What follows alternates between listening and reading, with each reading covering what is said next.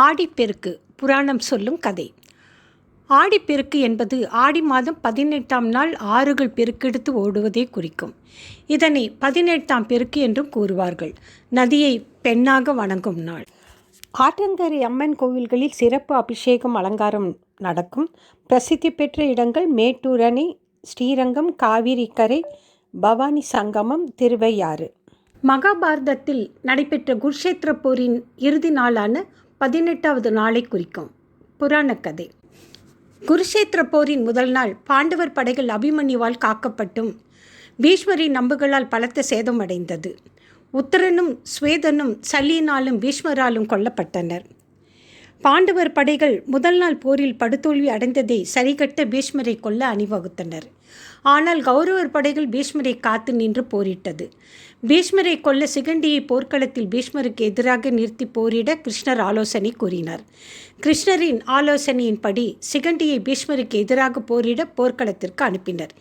இந்த நல்ல சந்தர்ப்பத்தை பயன்படுத்தி சிகண்டியின் பின்னிருந்த அர்ஜுனன் தனது அம்புமழையால் பீஷ்மரின் உடலை சல்லடையாக துளைத்தெடுத்து அம்பு படுக்கையில் கிடத்தினான். இப்படி தொடர்ந்து 15 நாள் போர் நடக்க ஒவ்வொருவராக போரில் இறந்து கொண்டே வந்தனர். 16ஆம் நாள் போரில் கௌரவர்களின் தலைமை படைத்தலைவராக கர்ணன் நியமிக்கப்பட்டான். கர்ணனின் தேரை சல்லியன் ஓட்டினார். கர்ணன் போரில் லட்சக்கணக்கான பாண்டவ படைகளை கொன்றான். அர்ஜுனன் தனது கூர்மையான அம்புகளால் கர்ணனின் தாக்குதலை தடுத்து நிறுத்தினான். கர்ணன் தருமரையும் சகாதேவனையும் போரில் வென்றாலும் தன் தாய் குந்தைக்கு வழங்கிய வரத்தின்படி கொல்லாமல் விட்டுவிட்டான். ஆயிரக்கணக்கான பாண்டவ படைகளை தனது கூறிய அம்புகளால் கொன்று பின் அர்ஜுனனை கொல்ல அம்புமழை பொழிந்து கடுமையாக போரிட்டான். ஒரு நேரத்தில் கர்ணன் அர்ஜுனனை கொல்ல அர்ஜுனனின் கழுத்துக்கு குறிவைத்து நாகபானத்தை ஏவினான்.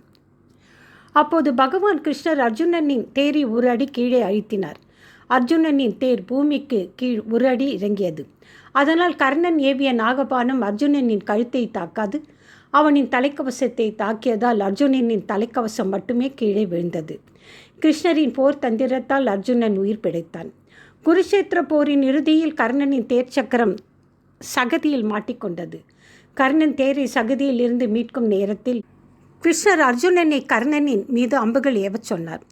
இந்திரன் கர்ணனின் கவச குண்டலங்கள் தானமாக பெற்றுக்கொண்டபடியால் தெய்வீக கவசம் இல்லாத கர்ணனின் மீது செலுத்தப்பட்ட அர்ஜுனனின் கூறிய அம்புகள் கர்ணனின் நெஞ்சை சல்லடையாக துளைத்தன. அதனால் கர்ணன் போரில் மடிந்தான். அதர்மம் ஒழிக்கப்பட்டு தர்மம் நிலைநாட்டப்பட்ட இந்த நாள்தான் 18ஆம் போர் என்று அழைக்கப்படும் ஆடி 18ஆம் நாளாகும்.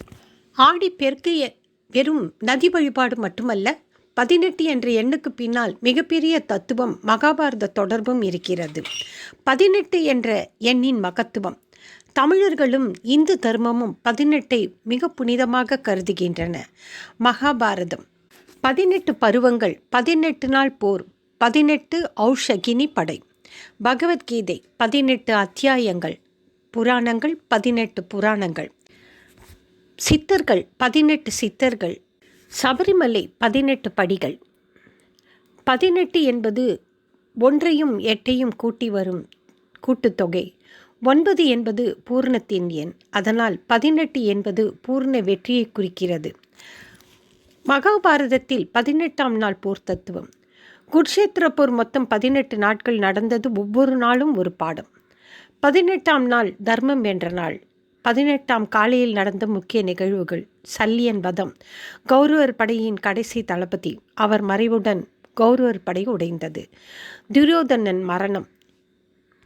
பீமனால் தொடையில் அடிபட்டு துரியோதனன் வீழ்ந்தான். அதர்மத்தின் முடிவு. போர் முடிவு. 18ஆம் நாள் மாலைக்குள் போர் முழுவதும் முடிந்தது. 18ஆம் நாளின் தத்துவம் என்ன? 18 நாள் என்பது 18 அத்தியாய கீதை. கிருஷ்ணன் 18ஆம் நாள் போரில் முதல் நாளே அர்ஜுனனுக்கு 18 அத்தியாயங்கள் கொண்ட கீதையை உபதேசித்தார். அதாவது ஞானம் கிடைத்தால் 18 நாள் போராட்டமும் வெற்றியாகும். 18 என்பது உடல், மனம், ஆன்மாவை குறிக்கும்.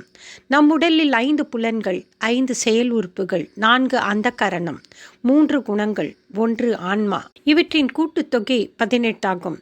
இந்த 18ஐயும் கட்டுப்படுத்தினால்தான் வாழ்வில் வெற்றி. அதைத்தான் 18ஆம் நாள் போர் காட்டுகிறது. அதர்மத்தின் அழிவு.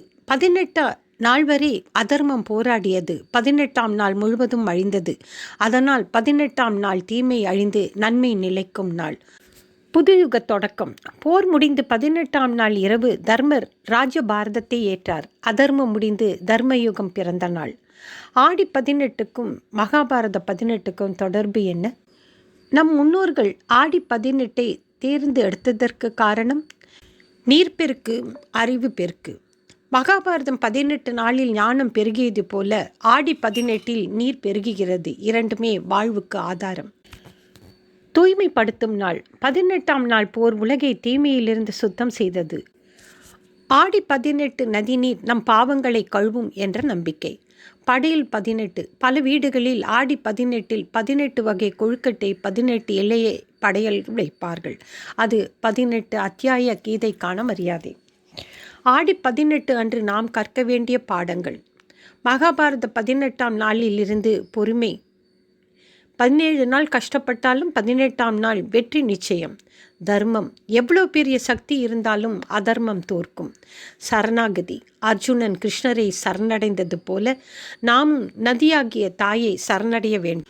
அதனால்தான் ஆடி 18 வெறும் தண்ணீர் பெருகும் நாள் அல்ல, அது அறியாமை அழிந்து ஞானம் பெருகும் நாள். மகாபாரதம் 18ஆம் நாள் தர்மம் வென்றது போல நம் வாழ்விலும் 18ஆம் நாள் நல்லது நடக்கும். அதுவே என்றென்றும் அது நம்முடன் தொடரும் என்ற நம்பிக்கையுடன் தான் ஆடிப்பெருக்கு கொண்டாடப்படுகிறது. காவேரி தாயே போற்றி போற்றி, கல்லும் கரைக்கும் கங்கையே போற்றி, வயலும் வளமும் தருபவளே போற்றி, வாழ்வில் செழிப்பை தருபவளே போற்றி. ஆடி மாத பெருக்கே வாவா, அம்மன் அருள் பெருகட்டும் வாவா. வீட்டில் செல்வம் பெருகட்டும், வயலில் விளைச்சல் பெருகட்டும், குடும்பத்தில் ஒற்றுமை பெருகட்டும். காவேரி தாயே அருள் புரிவாய். நன்றி, வணக்கம்.